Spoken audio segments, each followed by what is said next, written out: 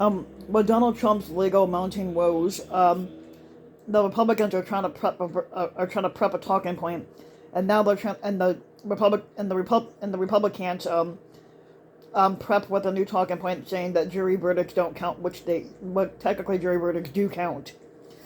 But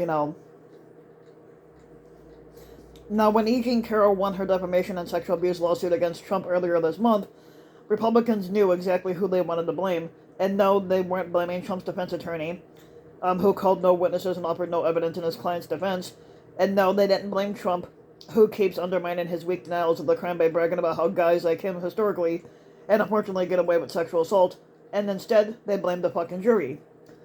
Basically, Marco Rubio,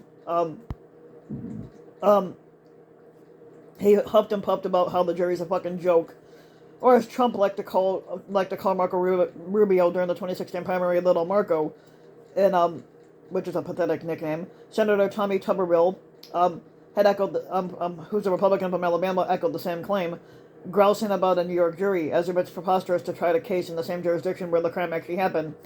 And Senator Rick Scott from Florida also took a swipe about the New York jury.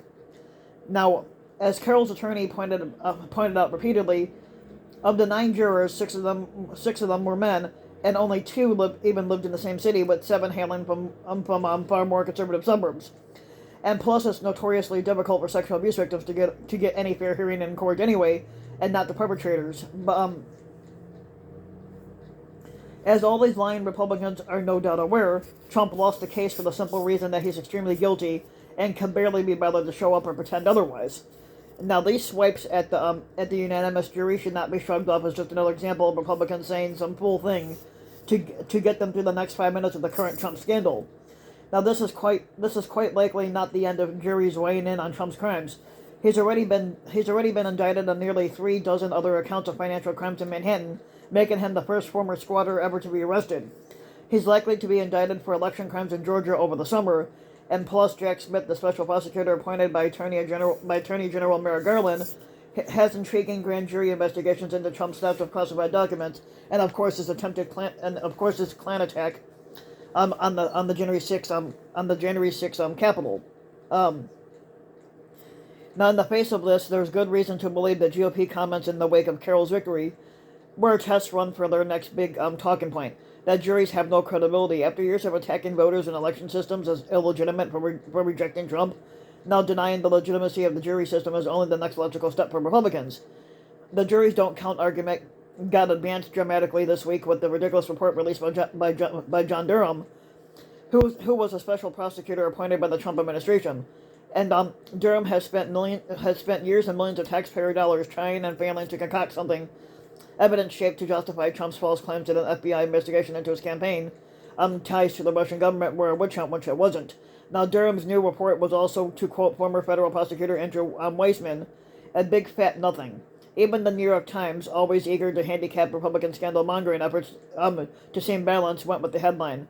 After years of political hype, the Durham inquiry failed to deliver. Now, as Heather Digby Parton had pointed out, unlike Durham, the special counsel investigation that grew out of it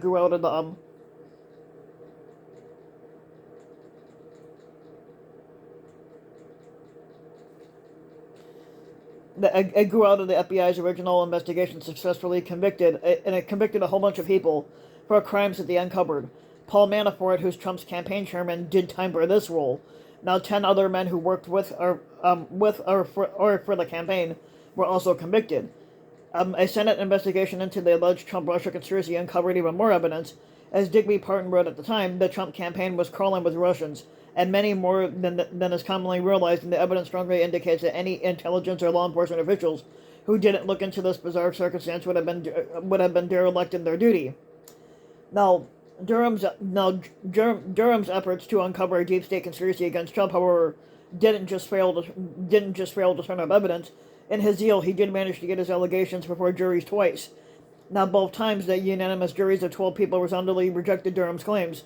And now it's worth noting and remembering that federal prosecutors have around a 97% conviction rate, casting Durham's failures into an even more comical light. Now, despite the fact that his colleagues have no problems getting their cases through a jury system, Durham decided the problem wasn't his own failure in trying to turn a Trump-tweeted conspiracy theory into something real, and no, he blames the two juries who wouldn't play along. Now a jury can bring strongly held views to the courtroom in criminal trials involving political subject matters. Now, Durham writes, separate and apart from the strength of the actual evidence, and despite a court's best efforts to impanel a fair and impartial jury. Now, Durham's pseudo-reasonable language shouldn't fool anyone. And yes, it's true that politics can't. That politics can prejudice a jury, but it's a massive stretch in these two cases. The defendants aren't famous politicians, nor were the cases touching on major culture war hot buns. It was just lying to the FBI charges, and Durham failed to prove it. The only person getting political up here was him. Now, in other parts of the report, as Aaron Blake of the Washington Post detailed,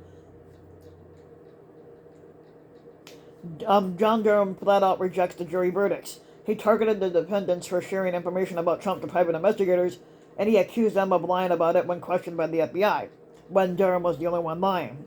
Now, even though both men were acquitted, Durham continues to write about them as if they were guilty, and it's the 24 jury members and not himself that screwed up. Multiple legal experts told Blake that this is unethical and could violate American Bar Association ethics standards. Stanford University law professor Robert Gordon simply said that Durham is just fucking whining. Whining is the lingua franca of the Trump sycophants when they're faced with facts that run against their conspiratorial narratives, of course. Now, this flavor of whining, however, is doubly sinister. It's a member of the DOJ leveraging his status to discredit the jury system simply because these two juries wouldn't be snookered by him, and worse, in doing so, he's helping stoke what is quite likely to be a growing maggot assault on the foundational concept of due process. The anti-jury grumblings of the maggot right have only just begun, and already it's alarming, and the impacts are alarming. Now, jurors in Carroll's case were kept under anonymity rules, which is usually reserved for the mafia trials to protect them against maggot violence. Now, personalized attacks on grand jurors have kept the Manhattan DA Alvin Bragg, who's been busily filing motions to prevent Trump from directing violence their way. Now, in Georgia, law enforcement is prepping months in advance to protect grand jurors from maggot violence again. Now, one of the jurors in the Proud Prick sedition trial was so afraid that she was being followed by maggot goons that the judge had multiple hearings just about that, compelling other jurors to take photos of strange people that they saw in hopes of figuring out if her concerns are justified. Now, Trump gleefully ruins the lives of real people in his efforts to discredit democratic institutions that get in the way of his criminal impulses.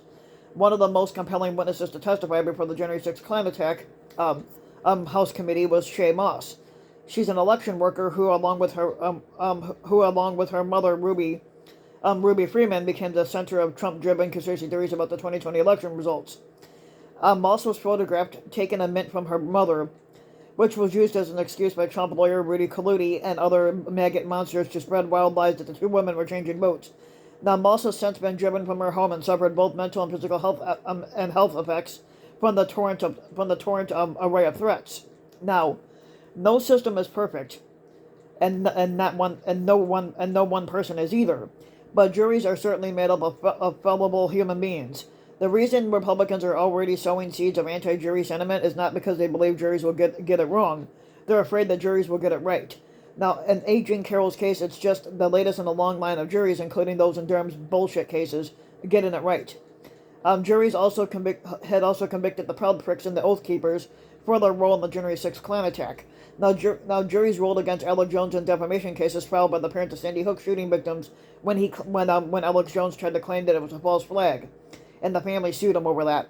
Now, the mere fear of a jury calls foe to settle a defamation case with Dominion voting systems. The maggot lies tend to falter when placed in a regulated court situation, but in front of a jury of everyday Americans, and that's what Republicans are afraid of, and why they're already training their followers to parrot juries or worthless talking points when they know it's a lie, and the juries are trying to get it right.